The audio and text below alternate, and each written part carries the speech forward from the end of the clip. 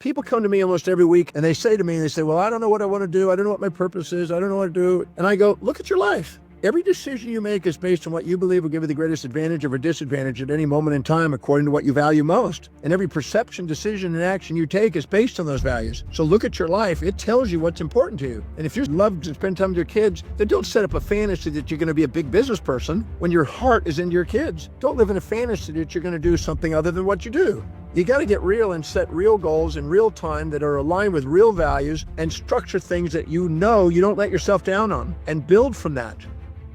You're listening to Getting It Wrong to Get It Right. Welcome. We have Dr. Demartini. Dr. Demartini, how are you today? I'm doing great. Thank you for inviting me to your show. I'm delighted to have you. Probably know you well from The Secret and from your YouTube clips that I think the world is checking when they're looking for some educational information on human behaviour. I think you're the number one top dog. Well, I keep a busy schedule on it. I'm very blessed by what I love doing, so I can't complain. Tell me, what's your greatest achievement? Well, I think the greatest achievement that I've been blessed to do is to develop some methodologies that appear to be helping millions of people, not only resolving emotional challenges, but also being clear and concise in their values of what they love to do, and also in helping people deal with grief and loss, and help them also be really focused and inspired by their life. So if there's anything to do with maximizing human awareness and potential, I've been blessed to contribute, and watching lives change is probably the most significant thing that I think is my achievement, watching lives change. Yeah, I think we're all an open book in a way, and we evolve all the time. I know you talk about spirituality, you talk about mind development, career, financial goals, family, social, and health. Which one of them would you feel is the biggest problem for a lot of people, or is it a mixture of all? Yeah, it's a mixture because in any one day, today, for instance, I've already worked with somebody with a health problem, somebody with a relationship problem, somebody with a business problem already today in consulting. So I think that each person, based on their own individual values and needs, will have different challenges. And sometimes it'll rotate around in a person's life. You may have your finances finally in order, and then the relationship can be challenged. Then the relationship can be in order, and then you might have a health issue. So it moves around. But business and finance, a lot of males have this, and relationships, a lot of females have this still as sort of a common one. But I think it could go in any area. I tried my best to learn as much as I can in each of the primary areas of life to be able to offer services to assist people. And, it's an ongoing thing. I've been doing it 45 years, so it's an ongoing growing process. I hope to learn every day. I think you never stop learning because you meet new people and they open up your mind, and it makes you wonder about something that happened a year ago or a year before. It's like myself. I love knowledge. I probably read a book a week. I'm always learning. I'm always interested in what people have to say. And this show as well gives me that opportunity. And in those 7 stages that you have, I think you're right. A lot of people that I come across, especially male, is business and finance. And in your consulting, do you just get people to be aware and teach them how to go to the next step in trusting themselves? Or is there a system that you use to get them to go from point A, say, to point Z? Well, in businesses, there's a number of tools and methods that I've accumulated over the years. Toolkit. One thing that I found it really valuable that I think most every business person can appreciate is to sit down and write down every single thing that they do in a day.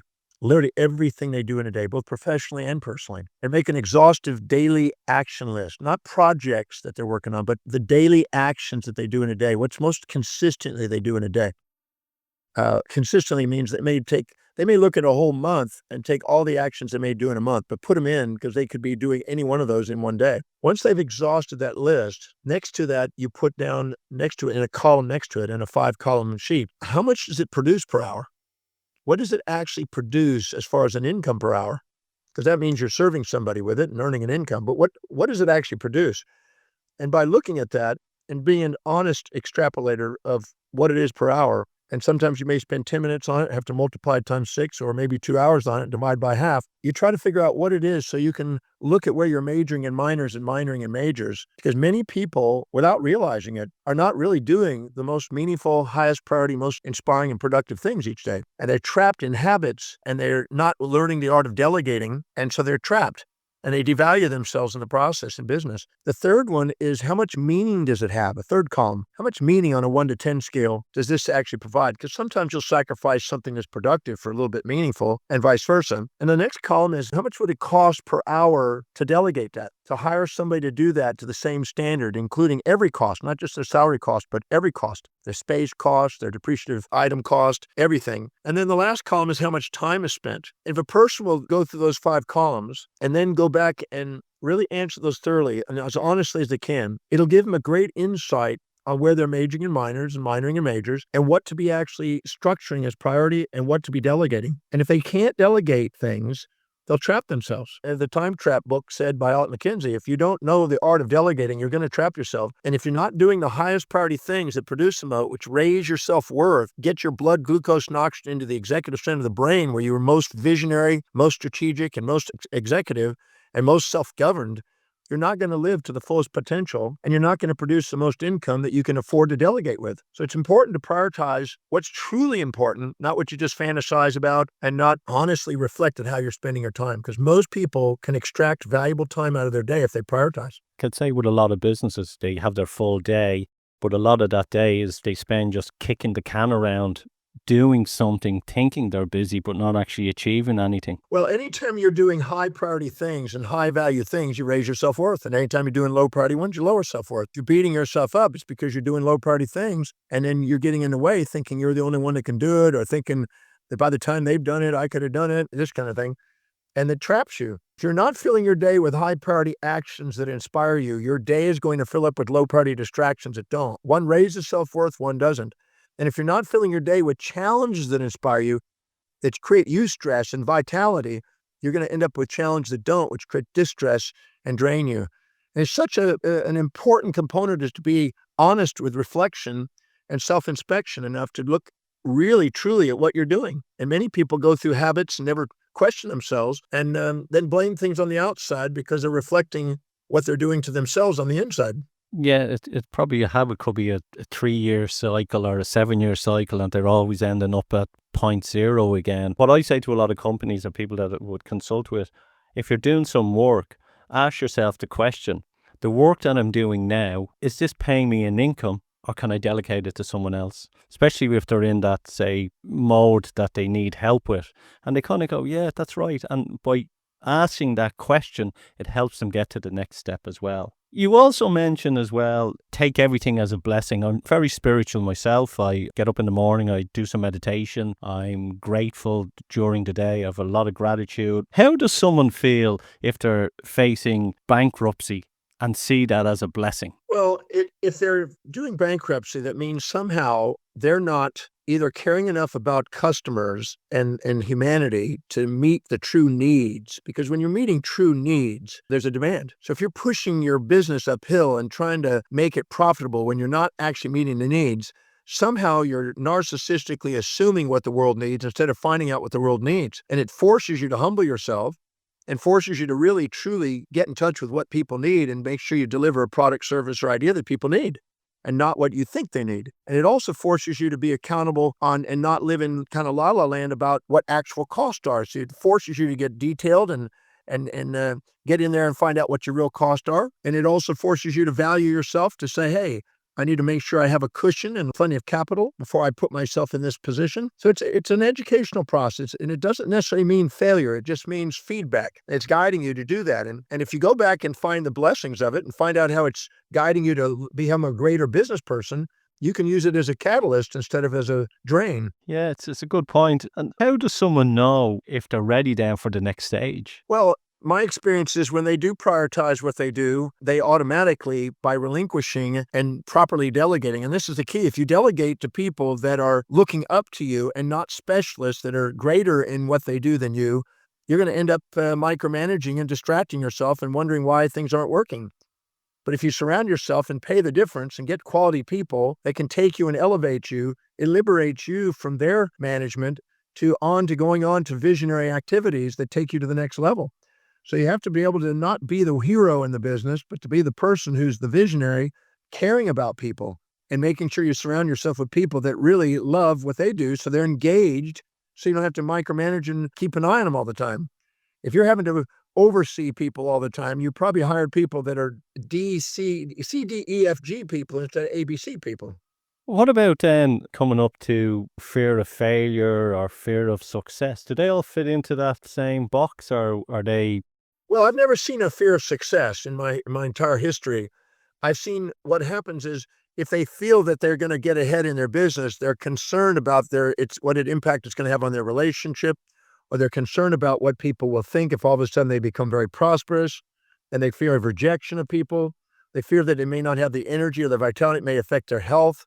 I've not seen a fear of success. I've seen a fear of other aspects of life.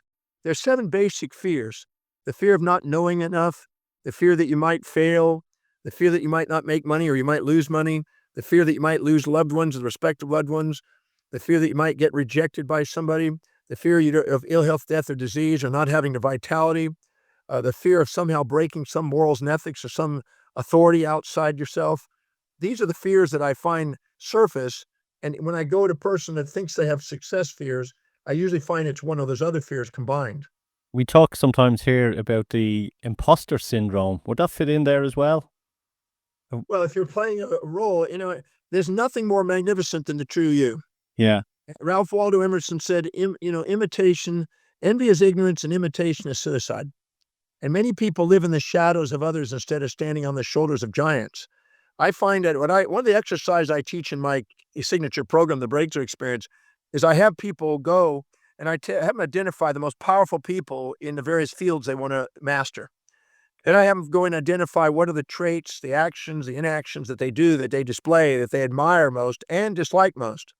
And then I have them go and own those traits by looking in their life where they display and demonstrate them until they're quantitatively equal. And to their surprise, they discover them.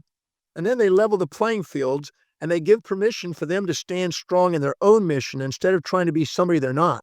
So often people are trying to compare themselves to others instead of comparing their daily actions to their own dreams. Yeah, it's like don't meet your heroes because you'll be disappointed. Well, the truth is they're just human beings like you, but you may have exaggerated them and you've minimized you. Yeah. As Einstein said, if you're a cat and you expect to swim like a fish, you're going to beat yourself up. Yeah, If you're a fish and you expect to climb a tree like a cat, you're going to beat yourself up. But if you honor yourself as who you are, you'll excel. Tell me this. If someone, say, wants to step into the limelight and wants to be a speaker or wants to, show the world that they're an influencer, how did you go about doing it? I'm sure, as you were a chiropractor, you kind of changed the sales and went a different direction. Did you just wake up one day and go, I'm really good at speaking. I'm really good at understanding human behavior. This is the path I'm going to take? No, when I was 17 years old, I wrote down my first mission statement that I wanted to travel the world, step foot on every country on the face of the earth, and study teaching, healing, and philosophy. And I chose chiropractic as the healing art. I taught before I went into professional school. I taught while I was in undergraduate. I taught through professional school. I taught many of the classes I took while I was in professional school. I taught when I opened up my practice. I grew one of the biggest practices because of lecturing. I then lectured around in conferences to health professionals and more health professionals and then other industries, and it kept growing. And I realized that I would be trapping myself in a clinic and not making the difference that I wanted to make. But I knew I was going to be involved in healing, but not full time and not forever. So that was a long-term plan that had been mapped out way in advance.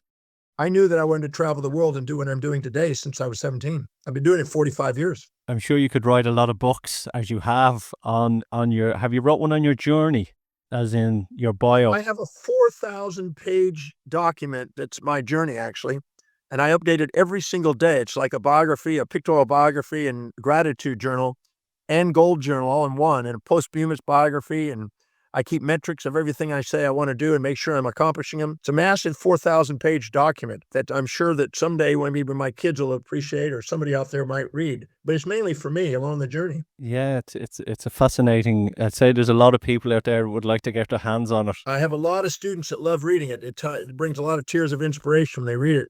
It inspires them to want to do more master planning for themselves. I'm sure it's a question that you get asked along the way, and I want to get into spirituality, but did the secret, did it lift your business up, or did it make you more aware internationally of who you were? I think I was speaking about 280 to 290 speeches a year when The Secret came out, and traveling already, so that was already part of the agenda. When The Secret came out, it did go up. It spiked, but a lot of them were little bitty presentations. They were not necessarily bigger presentations. Because wherever I went, people would say, "Oh, can you quickly do something here and there?" So I would sometimes do 3 or 4 little things in a day. But then it went back down, and it's right now between 300 and 350 usually speeches a year, and I do about 1,000 interviews a year. So I keep a pretty good schedule before The Secret, during The Secret, and still after The Secret. But it did have a spike, not a vast spike, but about, I think the highest point was about an 11% increase. A busy man. Where's your favorite place? I've said that the universe is my playground. The whole world is my home. Every country's a room in the house, and every city or so is a platform to share my heart and soul. So I feel at home everywhere I go. I live on a ship called the World, which has come into Dublin many times. And so I just travel around the world either on my ship if I'm not flying. It's like we all have a favorite place in our own house where we can go as well. So Yeah, I live in a big freaking house. It's called Earth. Earth, yeah. I traveled around on aircraft carriers many years ago. I was on the Carl Vincent, which had 9,000 people on it, which was a floating village when I was working with Chrysler Corporation. So that was an interesting place to be. That was a ship. Yeah, well, that's it wasn't quite as probably as luxury as the one we have, but it was probably scenic in the sense you get to see the world. You do. Intuition, very intuitive myself. I sort of try and find out and use an inner being to see if it can help me with my guidance. But I think a lot of people have switched off from it, and there's a lot of noise that goes in and out, and they can't really pick up on the divine. Have you any way of helping people or saying to people, look, it is there, you just need to tap into it? And how do they tap into it? Well, okay, let me develop that a second because I definitely work with that. Let's say that you're a single guy and you meet this beautiful girl and you're quite enamored and you're even infatuated. And based on your values, you perceive more advantages and disadvantages, more pleasures and pains, more positives, negatives, more gains and losses by being around her. And you're a bit infatuated and blind to the downsides. So you're conscious of the upsides, but unconscious the downsides. And you have a little bit of a fatal attractor like Michael Douglas and Glenn Close had. And then you eventually discover days, weeks, months, or years, this person has the other side that you didn't see initially. Now, your intuition was whispering to you initially, but you didn't listen to it. So you're temporarily, impulsively blind by your animal passion, but your intuition was trying to whisper to say, hey, there's two sides of the girl. Get real, get grounded, get realistic, get objective. But you didn't listen initially because the passion were a little stronger than the intuition. Then you may turn that same person into somebody you resented later. And now you're seeing the drawbacks more than the benefits, the negatives more than the positives, the pains more than the pleasures, the losses more than the gains. And now you're conscious of the negatives and unconscious of the positives that you once were attracted to. And now your intuition is trying to point up there's meaning and there's purpose of why you're with this person. They're trying to teach you something. Your intuition is always trying to bring the ignored unconscious part to the surface so the conscious and unconscious can be joined together in a full conscious state, which is inspired or spiritual. I call it the state of unconditional love or the soul. So you're most spiritual, not when you're listening to intuition, but when your intuition has taken you to the center and you've integrated the unconscious and conscious and now become fully conscious and inspired and spiritually there. So the intuition is always trying to, as a negative feedback system and like an entangled particle in physics, trying to bring the particle and nanoparticle, the unconscious and conscious into oneness. So you have full consciousness, full awareness, which is always something graceful and something inspired to when you get to the truth. And is that when you feel the most happiest and feel alive? That's when you feel the most fulfilled. Fulfilled. I won't say happy because happy can be misconstrued by some people hedonistically, but I call it fulfillment when you're filled with both sides. See, anything you infatuate with occupies space and time in your mind and runs you. Anything you resent occupies space and time in your mind and runs you. But when you see them in perfect balance synchronously, you feel gratitude and love. And now instead of the world on the outside running you, the voice and the vision on the inside guide you. And this is that sixth sense that Napoleon Hill describes that gives the competitive advantage in the markets, because here you have equanimity and objectivity, and you have the ability to have equity with your clients and maintain fair exchange and sustainable relations with people. This is what allows you the advantage in the world. But yeah, a lot of people just live on the 5 cents, but you have the six. But what's happened is, and I think it's ingrained, is it's built in through your DNA or from your parents or your grandparents or your great grandparents, is fear and doubt that creep in to the mind and stop people believing in their intuition. Anytime a person sets a goal that's not really a goal, but it's a fantasy, it's not objective. That means you haven't thought out all the downsides and mitigated the risks and prepared. You're designed to have a doubt and fear. And anytime you set up a fantasy that's one-sided and you're not really real about it, or anytime you're setting a goal that's not really congruent with your highest value and who you really are, you're designed to have self-depreciation and doubt as a feedback to let you know you're setting goals that aren't true and not balanced and not real and not strategized and not chunked into small enough bites. And the moment you put those in operation, the anxiety, the fear, the doubt disappear. Okay, so it's like a thermometer or a test to see where you are, and for you to kind of go back to the drawing board and make sure you get it right. Exactly. It's a feedback. It's a negative feedback system homeostating you onto the truth of what you're committed to. And many people compare themselves to others, inject the values of others, cloud the clarity of what they really want, set goals that aren't really theirs. They think it is, but then when they actually go after it, they wonder why they can't stay focused. They keep, quote, sabotaging. But really what it is they're going back to what is important. They just don't know what's really important in their life. They think it is. I've asked people by the thousands how many want to be financially independent, and all the hands go up. I can stand in front of 10,000 people, 10,000 hands will go up. And then I said, how many of you are financially independent? 9,990 will go down. And I'll say, well, then you obviously have somebody here has some fantasies because only 1% or less of the population obtain it. So what you do is you're having a fantasy of the lifestyles of the rich and famous. You really want to spend money on the lifestyle, not really actually learn about objective asset accumulation, which is boring to some people. So what they do is they think they want finance, but they really just want to spend the money of the rich lifestyle. They don't really want to buy assets and make sure that they learn the art of accumulating money so it's working for them. They work their whole life for money instead. Or they don't know how to. Exactly. Well, that's because they don't value it. They think they do, but they don't really value it. The hierarchy of one's values will determine their financial destiny.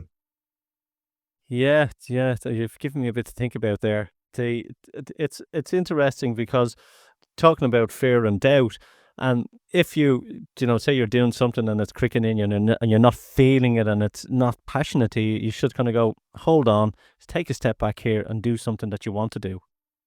Well, if you're not doing something you're loving to do and you're not filling your day with things that are meaningful, you're designed to break down and have all those anxieties as a feedback to let you know you're being inauthentic.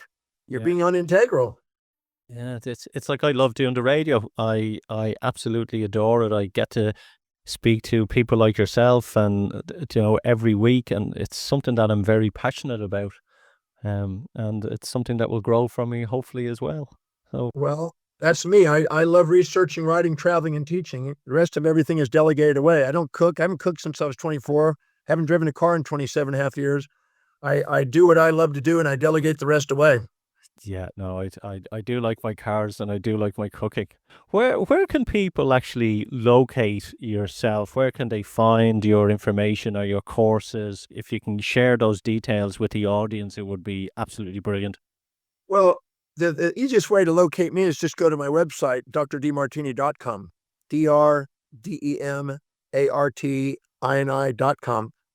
And on there is just a plethora of information. I mean, hundreds and hundreds of interviews, inspired writings, products, the events calendar where we are speaking around the world. Lots of things that can keep them busy on there. Plus there's YouTube and all the social medias. But I'm just constantly, traveling full time around the world and doing what I love doing, which is researching, writing, traveling, teaching. But they can find out where I am by going on there. And what's the future for you then? Well, I hope to continue to do this as long as this little body keeps working. I love doing it. So as long as that body is going to run, I'll probably be doing this. I'll just keep doing it. I haven't reached every country. I've been to 140 countries.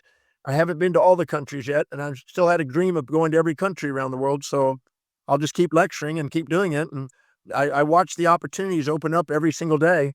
Today, in Latin America, they want to publish some books and promote the methods throughout Latin America. So and then we got something in Tokyo in Japan where 20 universities want to use the values application. So that's all happened just today. So I have lots of things that I can be grateful for. Keeps happening. You're a young man at heart. I think so. I guess a lot of people don't think I'm as old as I am, but No, I thought you were in your mid-50s. yeah, I'm still going, but I don't know. It's what I love doing. So I just do it. I think that everybody deserves to do what they love and love what they do on a daily basis. To me, there's no way you can convince me you can't structure your life in a way that can happen. It's all that good sea air that's keeping you young and fit. So, if someone then wants to step out of their day-to-day normal routine, do you think they should just make a plan that feels passionate to them and go with it, and life and divine or spiritually things will take place and let it happen for them? No, I don't want to. I don't want them to jump out there without a fishing net, and just go, well, somehow the universe will take care of me. I think that's a little bit unwise. Yeah. I think they need to sit. I always say it with people: start with what you know and what your life demonstrates. See, people come to me almost every week in the Breakthrough Experience, which is my signature program, which I've done 1,126 times. And they say to me, they say, well, I don't know what I want to do. I don't know what my purpose is. I don't know what to do. And I go, look at your life. Every decision you make is based on what you believe will give you the greatest advantage or disadvantage at any moment in time, according to what you value most. And every perception, decision, and action you take is based on those values. So look at your life. It tells you what's important to you. And if you're spending time and you're loved working with your kids and spend time with your kids, then don't set up a fantasy that you're going to be a big business person when your heart is in your kids. And if you love your business and you are an entrepreneur and you can't get it out of your mind, don't live in a fantasy that you're going to do something other than what you do.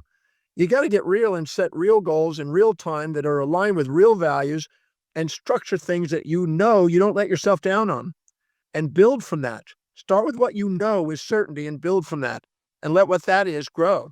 Okay. And start structuring and planning with foresight. Use foresight and mentorship and planning. We go farther than if we live through hindsight and trial and error and we basically just gamble.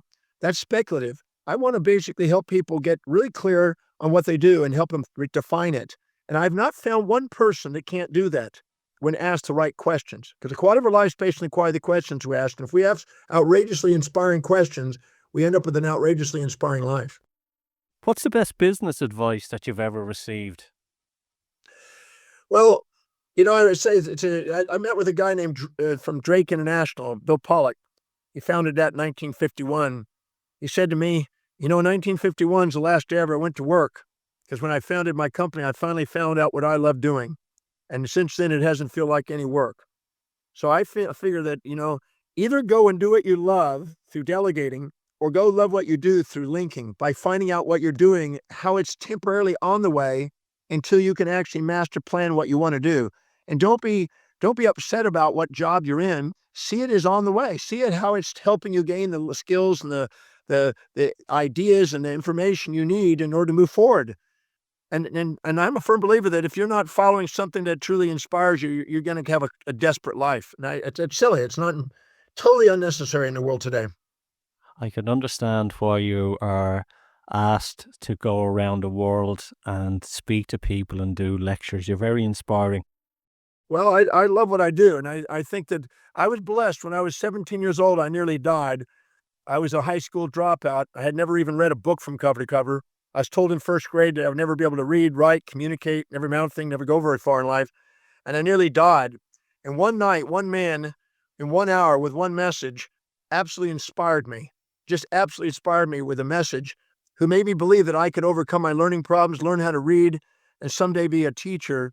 And I knew I wanted to travel the world, and I set out a dream, and I mapped it out from that point on. With his help, I mapped out what I wanted to do, and I never gave up on it. When you find something you're absolutely inspired to do, you don't have to be motivated. I don't need motivation. No, you just You're do it. inspired from within. Yeah, totally. And that's where I think most people, they feel trapped in dead-end jobs, or they want to do something else, but they have the fear of doing it. And once you get into passion or something that you're excited about, you look up and you realize the time has flown, and you don't realize it because you're having fun doing it. Well, the thing is, if your vocation is not your vacation, you got a schizophrenia. You got a Monday morning blues, a Wednesday hump days, a thank God it's Fridays, and a week friggin' end. Yeah. That's not how to live your life. No, not at all. What book would you recommend for someone to read? Well, I've read thousands of books, 30,100 and something books in my life. It depends on their objectives. If it's purely business, I think Jim Collins knocked a lot of it out of the ballpark. I think he did a great job. But I think that almost every book you can pick your hands on in business, you're going to get at least some idea out of that book. I mean, I've read all the management books, and they're all been valuable to me. I can't think of any one that I didn't learn something out of.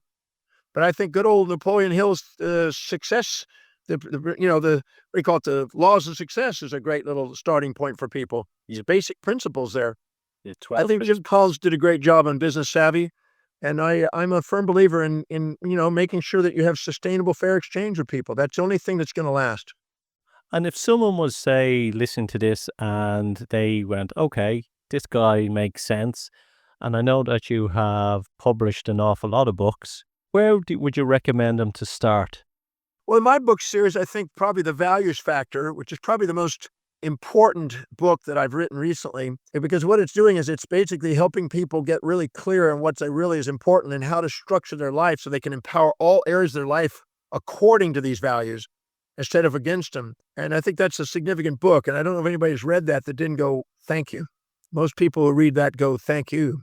That's insightful.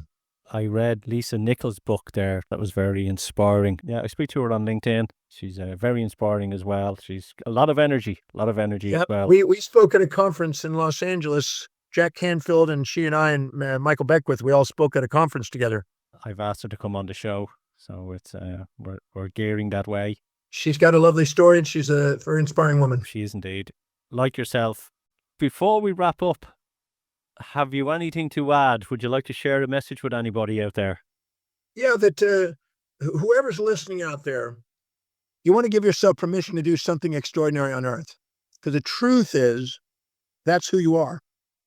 The facade, the cover-up, the mask, the personas that you might wear, might not believe it, but the real true you is a magnificent being. And the magnificence of who you are is far greater than any fantasies you might impose on yourself. So give yourself permission to do something extraordinary. Give yourself permission to shine, not shrink, and to do what you really love in life. And don't let your life go by and have the 5 basic regrets at the end of the world. You're going to be asked at your end of your life, did you do everything you could with everything you're given? You want to be able to say, absolutely, I did something extraordinary because I'm an extraordinary person. So give yourself permission to do something extraordinary on planet Earth. That's the message. That's it. I say that to myself most days when I'm doing some work. I kind of go, what will I say when I'm on my deathbed? And it does help me, drive me to get to the next level sometimes. Dr. John Demartini, thank you for being on Breakthrough Brands. Thank you. I appreciate the opportunity to be and share with your audience and be interviewed by your articulate self. Thank you very much. And I must say, the next time you're in Dublin, if you give me a tinkle, I would love to meet up. And have yes, I'm going to be there in May, it looks like. Excellent. Or pardon me, June. I think it's June. I'm in air. It's June. I think I'll be there. The weather gets better as the year goes on here. August is the best time of the year. Yep. Thank you for coming on, and we'll chat soon. Thank you very much. Getting it wrong to get it right.